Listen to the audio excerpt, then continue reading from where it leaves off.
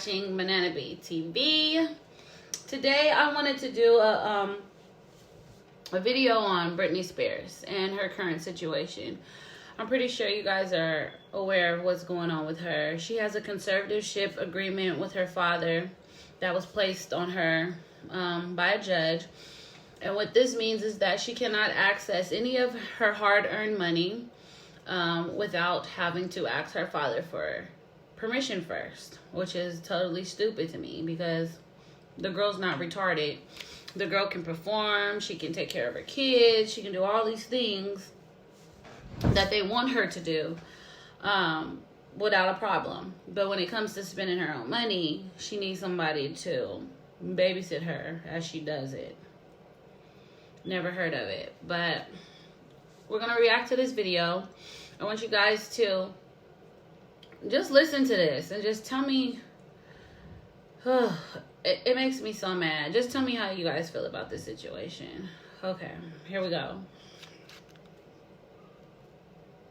All of you saw it last night, Framing Britney Spears. It looks at the legal battle over her father being co-conservator over her finances and personal affairs, and how she was scrutinized and sexualized in the public eye. Take a look. On the one hand, you're a sweet, innocent, virginal type. On the other hand, you're a sexy vamp in underwear. I wouldn't say in underwear. Am I a virgin? Yes, I am a virgin, and I definitely want to try and have sex till I'm married. I just want to wait for that special someone. So, Sarah, how did you feel after watching the documentary?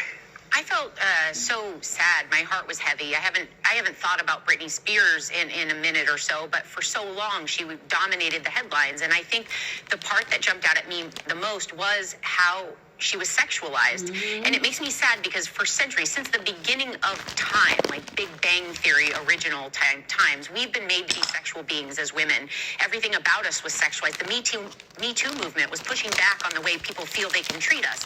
But when we own our own sexuality and our own bodies, and we say, no, this is mine, I can use it the way I want, we're slut-shamed. And often it's not just by men. It's about very much about by other women as well. And I watched the judgment of society as when she was on Star Search, she's asked, do you have a boyfriend?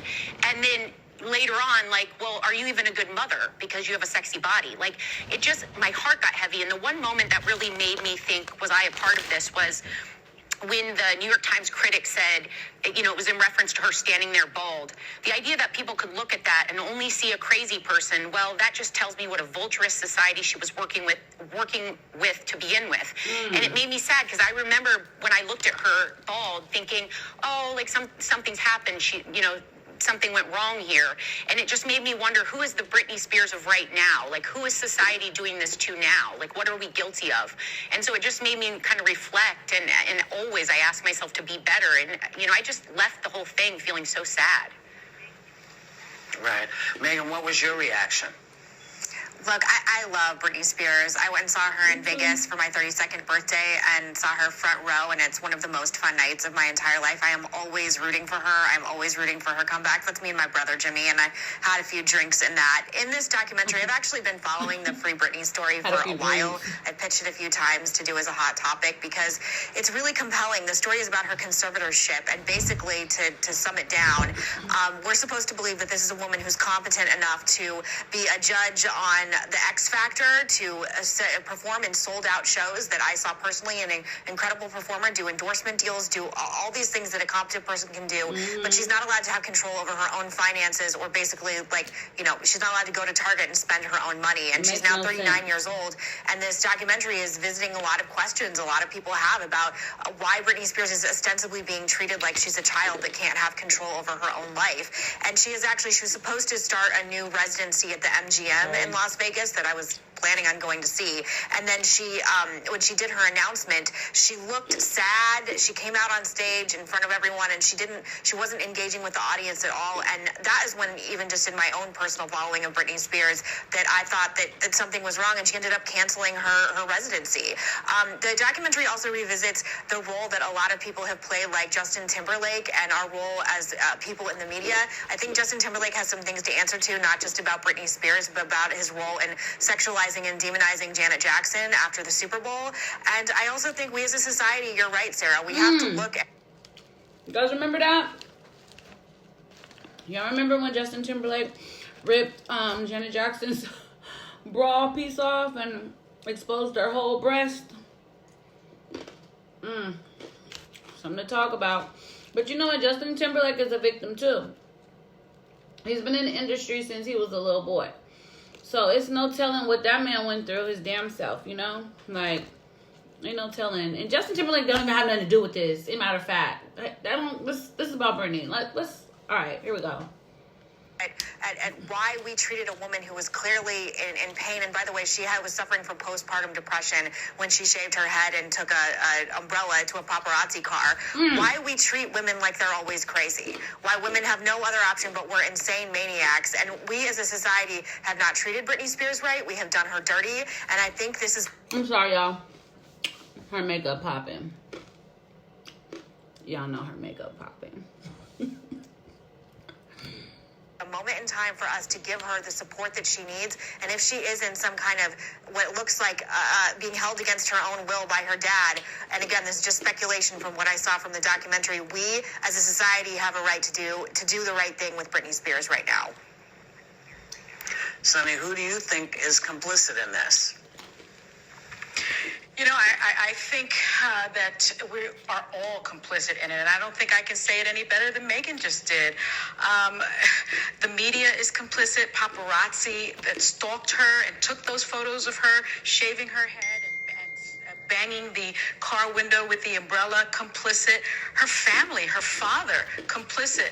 Her ex-husband's complicit, her manager, complicit, late night TV hosts making fun of her, complicit, interviewers asking her whether or not she's a virgin, asking her at 10 or 11 years old whether or not she has a boyfriend, asking her what she did to break Justin Timberlake's heart. I mean, we were all watching a woman, a young woman, a girl in pain, and doing nothing about it.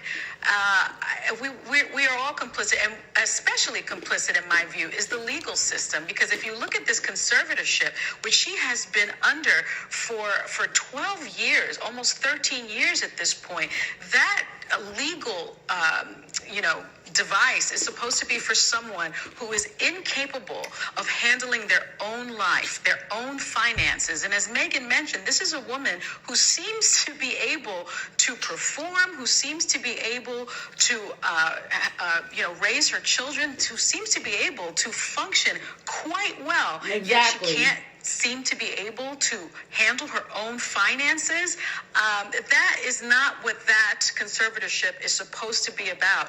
And I think the legal system has to really take a good look at itself in California, because during this documentary, one of the lawyers says that she has never seen a conservatorship reversed ever in her career. Well, that is remarkable to me and really despicable. This gave to me different insight into this Free Britney movement. No question about it. I wanted to know what your take on it was, Joy. Well, Whoopi, you and I are in showbiz. You started young. I didn't start young. I was 40 when I actually threw myself into this business because it eats people up. It's a tough business. And there's a certain contradiction in showbiz. You have to be famous. You have to get attention in order to make a living, in order to be anybody in this industry. And then it gets to be a monster, like it did with this girl. The paparazzi were all over her. There were, when there's money involved, people lose their minds. The parents were not capable of handling it. The father sounds like he is interested interested in the money, according to this documentary. The lawyers, as Sonny was saying, everybody was really in cahoots to really not help this girl. They didn't and when care. you're very young like that, it's impossible to do it unless you have very, very supportive people around you, and people who are only looking out for your well-being. And you know, one more point, and then we can go on. I was thinking it reminded me of Princess Diana a little bit. You know, when the paparazzi were hounding her, and she starts to break down, and she wants you to love her, and she wants you to like her, and she wants you to look at her, but at the same time she wants you to respect her. It's too confusing for people, especially young people. It's an outrage to watch that. It didn't make me sad, it made me angry, actually. Well, I haven't seen it yet, but what I can tell you is that for me, I don't put this on the paparazzi. I put this on her folks.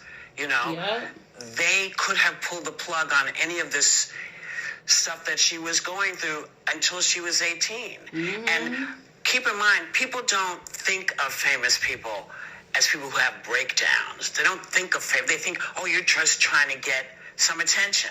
They don't think, oh my God, there could be something wrong, something going on. The first thought is, what are you doing now? So it's really, I think, something everybody has to come to terms with. We are very aware of mental illness now, but nobody was thinking that about Britney or Amanda Bynes or any of the other women who have come through this. They don't say, oh, Britney just had babies. Maybe she's going through postpartum depression. Because you're famous. What do you have to be depressed about? That's how people think of you. So it's something to keep in mind the next time we decide to make a point about somebody's life whose life we don't live in. Whoa. Well, there you guys have it. Then people, this is my opinion, then people were using Britney. They sucked her dry of her youthfulness. They sucked her dry of her happiness. They took away her children from her. They drove that woman crazy. I'm sorry. They drove her crazy. Her daddy was money hungry. He sold his daughter out. She was sold out from the gate. She was doing what?